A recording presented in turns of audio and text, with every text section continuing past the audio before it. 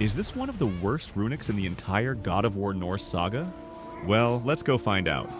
So I went through every single light and heavy runic attack across Kratos' weapons to narrow it all down to just 5 of the absolute worst. Now here's something worth noting. Across both God of War 2018 and Ragnarok, there are 24 light runics and 24 heavy runics. That's a massive 48 in total. Some of these runics appear in both games, but for this list, I'm treating them as one, keeping the names constant so the count stays consistent. With that in mind, I'm going to draw from all my experience using these runics to throttle down to the 5 worst based on the following criteria: effectiveness in combat, animation flow and vulnerability, and its overall usefulness across different encounters. And trust me, if you've ever equipped one of these in a boss fight, you already know the pain. So with that, let's jump straight into the first of the 5 worst runic attacks across the God of War Norse Saga.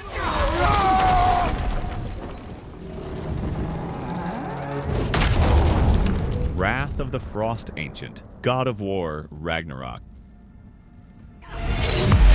But seriously, for context, how did we go from this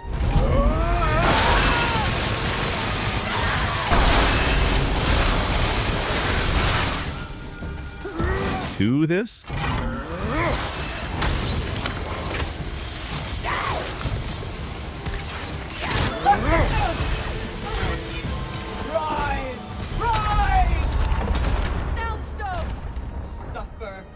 Wrath of the Frost Ancient, back in God of War 2018, was a strong contender for one of the best light runic attacks.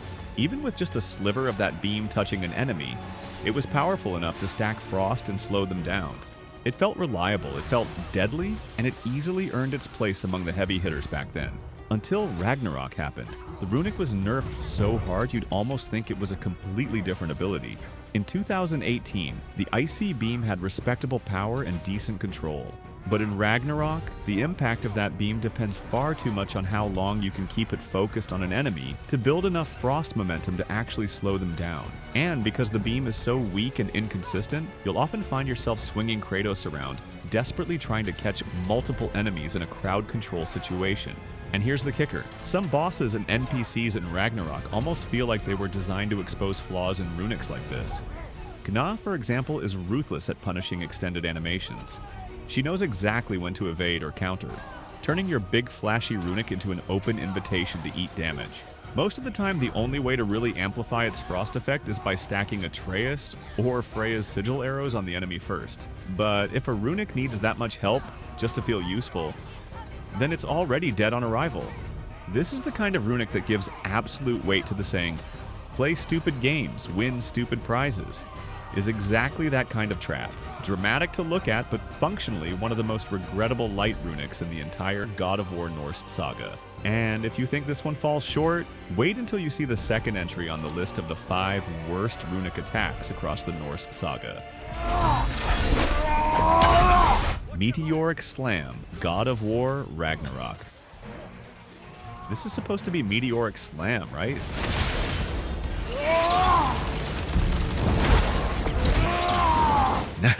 Let me remind you what Meteoric Slam really looked like.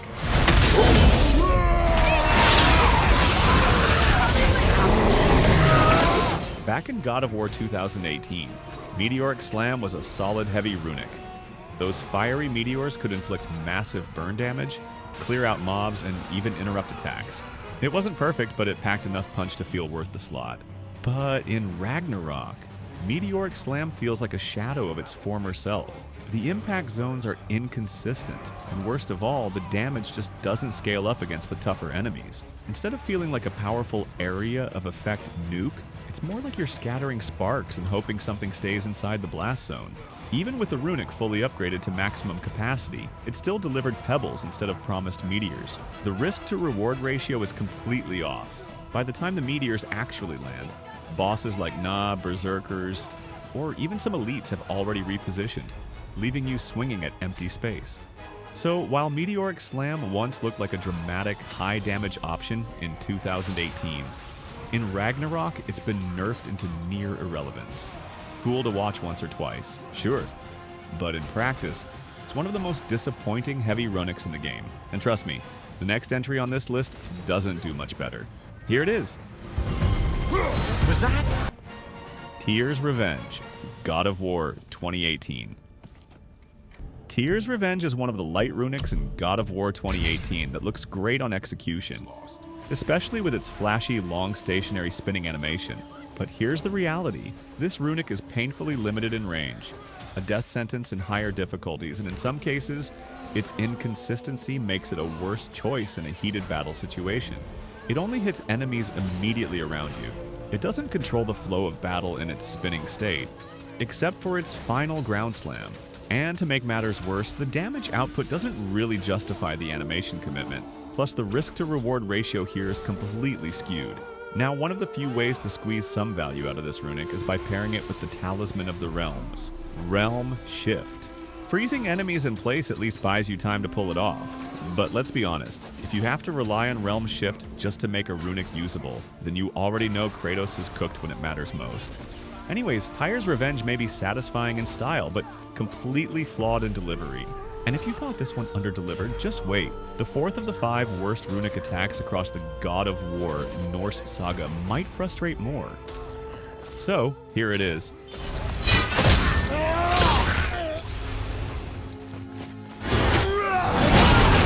Wrath of Artemis, God of War 2018. Wrath of Artemis is a God of War 2018 light runic with a tendency to trick you the first time you see the name. It fires a single horizontal wave-like strike from the blades of chaos. The problem? It's all style, very little substance. The damage is negligible. It has a very weak knockback effect that is useless against any significant enemy. Its range is poor, and you have to be right up in an enemy's face before the strike even feels worthwhile. Although it can clear weaker mobs in casual encounters, especially if you extend the runic hit with R1 input, and the animation is a short lunge forward. I guess Santa Monica knew its flaw, which is probably why they repurposed the move as part of Kratos' Blade of Chaos finisher combo, and in that context it truly shines and feels impactful. But as a standalone runic, it's one of the weakest options in God of War 2018. A great name, a great look, but ultimately underwhelming in execution. So with that, it brings us to the 5th of the 5 worst runic attacks across the God of War Norse Saga. So, here it is. Our bridge is turning. Artillery of the Ancient, God of War Ragnarok. Boy, you're really strong. I had to sit this one out with extended research and gameplay. Artillery of the Ancient is a heavy runic for the Draupnir spear with a solid concept. But sadly, its execution is arguably the worst in Ragnarok, especially when compared to the heavy and light runics we got back in 2018. Here's why. The animation to plant the spear is deceptively long and sluggish. The tracking feels clunky, and enemies don't just stand around waiting to get roasted. More often than not, they've already sidestepped or knocked Kratos out of it before the beam even does anything meaningful. In fast-paced encounters where runics are supposed to give you breathing room or clutch damage in tight fights, Artillery of the Ancient ends up being little more than wasted space in your loadout. Sure, it looks dramatic the first time you pull it off, but if you also have to use Realm Shift to lock enemies in place before getting a perfect execution, then you know the battle situation is ruined. It honestly feels like something the devs added for novelty rather than practical combat use. Now, I'll give it this. In the Heimdall fight, where nearly 90% of the battle depends on the Draupnir spear, Artillery of the Ancient can shine and rise as one of the best runics to use if timed perfectly, but it can also ruin you if you miss. That choice is yours to make. And that's why, out of all the runics in both 2018 and Ragnarok, this one might just be the clearest example of style over substance. So there you have it. That brings us to the end of this Runic Mini-Series across the God of War Norse Saga. So if you want to dive deeper, I've already covered the 5 best light runic attacks, the 5 best heavy runic attacks, and even broke down how runics evolved from runic to skill tree across the Norse Saga. Those will give you the full picture of just how impactful, and sometimes disappointing, these abilities turned out to be. If you enjoyed this breakdown, do not forget to smash that like button and subscribe for more God of War content across the series. And if you want, you can watch those videos on the screen for the complete Runic Mini-Series. Thanks for watching, and I'll see you in the next video. Bye for now. Well done. I don't suppose more violence in the streets will convince the citizenry that it's safe to emerge.